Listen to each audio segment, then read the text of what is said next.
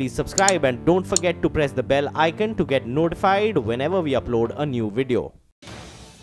Well, straight to the news that's just coming in. The Union Cabinet has taken some crucial decisions, and topmost among them is, and I'm quoting them, right sizing of the Competition Commission. The M&A Watchdog is now a 7-member body with a chairperson. That's the current position. The Cabinet has decided to trim this down to a 4-member body with 1 chairperson. The government claims that this move is in pursuance of its minimum government, maximum governance objective. Well, reactions coming in so far on the channel surprised by this move. In fact, question the move that the government has taken, seem to suggest that this will in fact do the opposite of what the government claims it will. Joining us now for more is Wilbur Singh, competition lawyer. Mr. Singh, appreciate you joining us here. What do you make of the decision of the government to right-size the Competition Commission of India and bring it down to 4 people plus a chairperson? Shireen, I think principally I agree that if they are pruning it to a body of 4, this may delay certain decision-making within the CCI, because there are certain merger approvals, which is one side of the function of CCI, and the second side is where the disputes are to be looked into. So if they do not have adequate members to look into the matters on either side, on the merger side or the dispute side, then this may delay the process. The only thing which possibly can be done is, I have not seen the blueprint of what the approval is, whether they're going to amendment in the Act or not. And that is, if they decide that if the 1 member or 2 members can sit and make decisions on either the merger approvals, like what we see in the benches in the tribunal and the other adjudicatory bodies, and therefore they can form a multiple single-member bodies or single-member benches, or the division, which means the 2 members can sit together and decide. If that kind of functioning is given in the Act, then I think they can bring in the efficiency where today we see that 4 or 5 members sit together and they adjudicate the dispute side. Although the merger side is very opaque, we don't know what the process is, which is more of an internal, and there is no adjudication process in that. So it depends on what the final amendments are made in the Act. If they make the single member of the division benches kind of a position in the Act, then I think it's efficient. Otherwise, it's going to certainly delay the processes within the CCI. Well, the information that's coming from the government, and this is official information, doesn't talk about any amendments to the Act. I'll read out to you what they've put out. It says the Cabinet approves the right sizing of the CCI from 1 chairperson and 6 members to 1 chairperson and 3 members, so a total of 4, by not filling the existing vacancies of 2 members and 1 more additional vacancy, which is expected in September of 2018, when one of the present incumbents will complete his term. So they don't talk about any amendments to the Act. I don't know if there is something more in the details, but this is what they've put out so far, Balbir. I think if that is the position, and assuming that there is not going to be any amendment in the Act in terms of determining the functions of individual members or the joint member positioning, then I think it is going to bring inefficiency, and I can see that there can be a situation, let's say that if 4 of them, they are sitting together to decide something, how they determine a majority in those kind of cases. So that can be a more tight situation, and we have seen in the past where 5 members said 2 hearing, 3 not hearing, and various arguments have been raised against their decision, saying that in the number of meetings, the 5 were sitting, finally the order is signed by 3, or 3 were sitting, order signed by. These kind of complications we have seen, and CCI is already dealing with these kind of cross arguments raised by multiple parties, either the merger stage or the dispute stage. So I think it certainly requires more clarity to say that the less governance and the government is serious about it. I think we need to see more as an amendment into the Act. Simplicity of holding the 3 members less body, I don't think that's bringing the efficiency the government is looking for. Okay, that is what seems to be the point of view that's come in so far. Let's get in another opinion. Ramji Srinivasan, senior advocate at the Supreme Court, also joins us. Ramji, what do you make of the government's decision? Are you surprised by the fact they decided to prune the CCI now from 7 to 4? No, Shireen, I'm not surprised at all. Actually, we were expecting this. This was in the offing for a very long time. Okay. And the murmurs were that people having retired, members who were about to retire, there would not be a reappointment because the government was already contemplating this. Having said this, and having seen the CCI in operation for some time, I think the fact that they have tried to reduce it from a 7-member to a 4-member would probably lead to efficiencies. It is not as if that the 7-member team made a very great impact as long as there was a balance. The only thing is that you need to have a right balance of people. So even a 4-member committee or a 4-member commission can probably do a good job depending on the constituents of that commission. But Ramji, we're also in conversation with Balbir Singh, and we spoke with Vaibhav Gaggar a short while ago as well. And so there's a difference of opinion. Do you believe that there are some amendments that would be required to the Act in itself to ensure that the government's objective of making the CCI much more efficient by pruning it will in fact work? Well, there are a lot of development, a lot of improvements that can happen, certainly, starting with the manner in which the appointments are made, the timely manner in which credible appointments are made. The staff of the commission, for example, there has to be a dedicated cadre. They're all on deputation now, and therefore frequent transfers, lack of timely appointments, slows down investigation in extremely important cases of cartel or abuse of dominant cases. So having considered all of that, I think it is quite important to have the correct balance of constituents. And the amendments would be only mostly to do with the manner of staffing, the manner of granting them some further independence in functioning. That, I think, would be the prime requirement. So, for example, if you have 4 people... Sorry, go ahead. No, go ahead. Yes. So, for example, between a 7-member commission and a 4-member commission, the addition of commissions was originally, the number of members that was originally envisaged was because they thought in the unamended Act that there would be benches that would be available. The amendments that came as a result of the Brahmdatt decision of the Supreme Court made only partial amendments, but not fully. So therefore, you had a large number of the commission still in place, but not the benches. And because the decision-making ability, that is the adjudicatory function, was taken away from them, and it was vested in the Competition Appellate Tribunal, which jurisdiction has now gone to the NCLAT, therefore, there may not have been today a need for the same number of 7-member commission, because the commission still sits in Delhi, and it doesn't have benches outside of Delhi. So, as long as what is important is to have a good chairperson or somebody who's probably very well versed in judicial. I would prefer, ideally, a judicial person because of the nature of the involvement. A good administrative officer, a good person with economics background, extremely important, and somebody who's got a good industry background. Okay. Balbir, I'll give you the final say. You probably heard Ramji saying that he's A, not surprised by the move, and B, the government's argument seems to be that since the adjudication function has moved out of the CCI, so to speak, you didn't need to continue having a 7-member commission. Do you buy that? No, I think the adjudicatory function is already there because they determine the adjudication is done at 2 levels. One is these merger approvals are done, they pass a formal order. So if somebody is not happy, that can be taken to appeal. So that's the adjudication process. And second is on the dispute side where the cartel and the anti-competitive agreement, they finally determine that's a wholesome process where they behave like a court. They have a status of deemed court for limited purposes. So therefore, there is an adjudication process which is there. All I'm seeing is that if they make an amendment in the Act and say that even 2 members can sit and determine either the final decision of the merger side or the dispute side, then I'm fine. I think that's, but if they think that they all 4 are going to sit together or 7 going to sit together, I don't think that's going to change anything for CCI in terms of efficiency.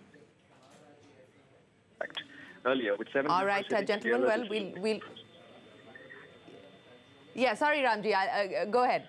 No, I mean, what I meant to say was, and I agree with Balbir, but the only difference is that when the 7-member commission was conceived, at that time the commission there was no appellate body. So therefore, at that time, they could sit in benches and decide matters, not investigate and decide.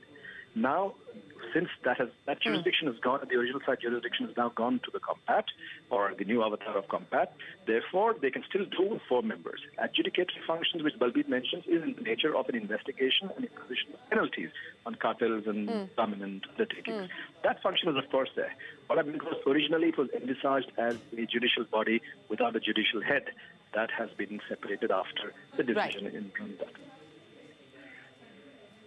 All right, Ramji and Balbir, appreciate you joining us to take us through your reactions to the decision taken by the Cabinet to prune the Competition Commission of India to 4 people from 7 members earlier. Coming up next, China and the US trade fresh tariff blows. China imposes import duties on 106 US products like soybeans, cars, whiskey, aircraft. Markets skittish. Details when we return.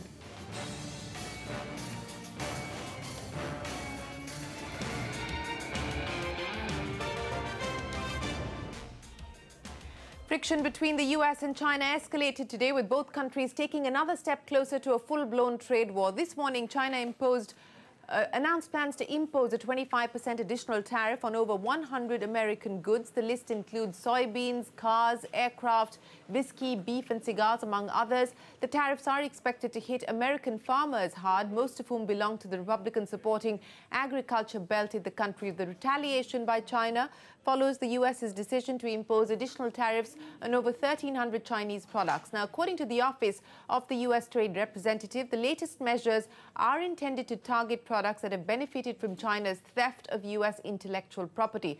President Trump has responded to China's retaliatory action. In a tweet, he says, and I quote, "We're not in a trade war with China. That war was lost many years ago by the foolish or incompetent people who represented the US. Now we have a trade deficit of $500 billion a year, with intellectual property theft of another $300 billion. We cannot let this continue." End of quote. CNBC's Eunice Yoon joins us now from Beijing to decode this rapidly developing story. Eunice, you've been speaking to top Chinese government officials. What are they telling you? China said that it was going to strike back with equal force and scale, and boy, did it. So this is 25% tariffs on a $15 billion worth of goods, 106 items on the list, a lot of them in the agricultural industry. Soybeans, as you guys had mentioned, corn flour, cotton, also durum wheat. They said beef, as well as other beef products, orange juice, non-frozen, as well as some frozen items, whiskey, tobacco. A lot of these are going to be hitting American farmers. And I actually asked the vice finance minister about that, and he said that the Chinese love American farmers and want to continue their good relationship with American farmers, but they felt that they just disagree with the way the U.S. government has been behaving. Now, the vice finance minister also had outlined a couple of other items on the list, aircraft for one, and chemicals. Now, all of this, again, this large group of tariffs are open for commentary. There's going to be a period where the government is going to be taking on, discussions and thought from companies here as well as citizens. And they also said that they're not going to be moving on their tariffs until the U.S. government moves on theirs. And the vice finance minister had also pointed out that China definitely does not want a trade war, but that it also will not step down. Will not step down. That's the view there from Beijing. Eunice, thanks very much for joining us. Meanwhile, U.S. Commerce Secretary Wilbur Ross has said he's not surprised by China's retaliation. Speaking to CNBC, Ross said it would have been extremely embarrassing for Beijing if it hadn't retaliated, adding that the markets shouldn't be too alarmed. His reasoning is that the tariffs imposed by both countries amount to fractions of 1% of their respective economies, but the markets are nervous. This $50 billion that they're talking about amounts to about 0.3% of our GDP. So it's hardly a life-threatening activity. Their response to the 232 tariffs was quite proportionate to the 232 amount. The response here is also quite proportionate to the $50 billion that we announced last night. So I'm frankly a little surprised that Wall Street was so surprised by it. This has been telegraphed for days and weeks. The WTO rules do not permit subsidies. They do not permit dumping. They do not permit those things. The rules don't really address very well intellectual property, but it's pretty fundamental that you cannot steal someone's intellectual property. That's what they've been doing. They have to stop doing it. If they got off those two bad behaviors, we're very happy to compete against them, and we're happy to see in which products we're the best and which products they're the best, have a real level playing field. Well, that's Wilbur Ross there, the U.S. Commerce Secretary. Markets reacting continue to be lower. NASDAQ down by over 1%. The S&P 500 has also lost about 0.5% or so. So continue to be nervous about the escalation. Now, it's not just the U.S. markets, but markets world over that have seen red across their screens. In Europe, it's a sea of red. The FTSE, the German DAX, the French CAC, all trading in negative territory. The picture was no different in Asia. The Shanghai Composite in China ended with slim losses, while the Hang Seng in Hong Kong and the South Korean Kospi saw sharp cuts. The Japanese Nikkei ended 0.1% higher, but that index was the solitary gainer. Back home, China's retaliation to Trump's trade tariffs weighed in on the Lal Street as indices saw a sharp dip and failed to recover till the closing bell. And the Nifty and Sensex saw a sharp drop, with the Sensex closing 350 points lower. The Nifty lost over 100 points. Similar story playing out for the Nifty mid-cap as well as the Nifty Bank. But let's talk about a CNBC TV18 news break that today has been confirmed. The 14-member Insolvency Law Committee set up by the government to undertake a comprehensive review of the Insolvency and Bankruptcy Code has proposed some seminal changes to the law. If implemented, these changes could alter the course of resolutions under the NCLT. So is the government planning to adopt all of these recommendations? Well, Sapna Das joins us now from the Finance Ministry with the details. Sapna, what is the government's view on these proposed changes? And also, are we likely to see the government move an ordinance? We are given to understand that most of the recommendations made by the Insolvency and the Law Committee in terms of further changes to IBC may actually go through the amendment process. Most of them will be accepted. Like, for instance, the fact that 90% voting by COC will allow the parties for an out-of-court settlement. However, there's a strong caveat here, and this is something that needs to be highlighted, that this can only be done till the time the bids are not submitted. The date of reckoning is the bid submission. Once the bid submission happens, there can be no further leeway. So that is one. There are lots of other important ones that they've spoken about. For example, that most of the changes will be prospective in nature. That's what we're given to understand. But, however, the same condition may apply here, that wherever the bids have not been submitted, probably some tweaks may be allowed. But once the bid submission is complete, so whatever new rules will come into force, once the bids are complete, will not apply. But as long as the bids have not been submitted, it is quite possible that the tweaks may be allowed. So that's one big thing that may go through.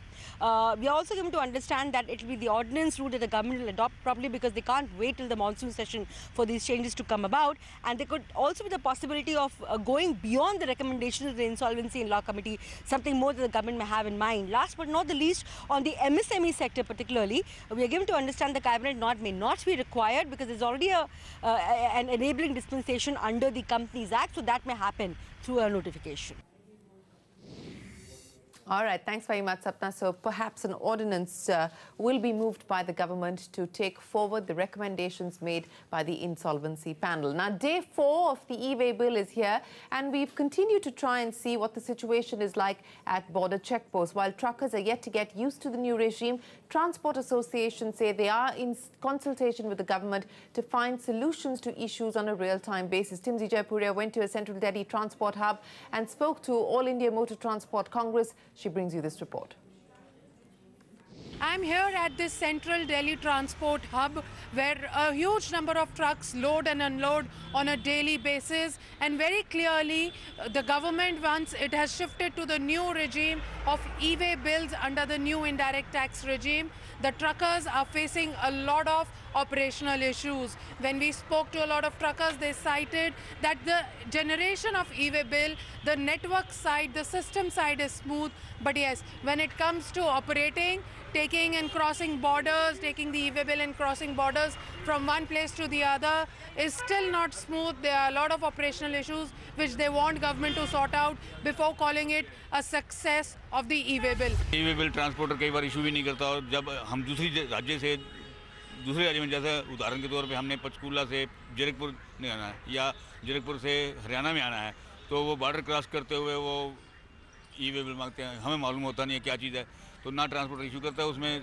फिर वो गाड़ी खड़ी करवा लेते हैं, पैसे भी मांगने की कोशिश करते हैं और कई बार हमें देना ही पड़ता है। लोग ये कहते हैं, हम अखबारों में जैसे हम थोड़ा बहुत पढ़ा हुआ है कि ये चेक पोस्ट बंद हो जाएंगी और उससे जो अफसर हैं वो सड़क पे आ जाएंगे, वो सड़क पे आकर रिश्वत ज़्यादा मांगेंगे, तो ये सबसे ज़्यादा समस्या आने वाली है ट्रांसपोर्टरों के आगे और ख़ास तौर पर ड्राइवरों के लिए।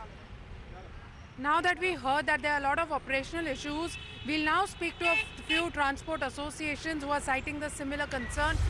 There are some operational issues, and GST Council periodically updating it, and we are in consultation, and they have assured that they are appointing a nodal officer to update, to resolve the issues on real-time basis. Are you meeting the Transport Minister also regarding this issue, the operational issues that you're facing with the e-way bill? Because Transport Minister has been talking about it to the Finance Ministry also. Are you meeting Transport Minister? Yeah, we are meeting today also at 6 o'clock. Well, some issues and concerns there with the rollout of the e-way bill, which now is in its 4th day. But with that, it is time for us to wrap up this edition of What's Up. Thanks very much for watching. The US-China trade warfare gripping the Lal Street 2. Market action when we return. India Business Hour in 30 minutes.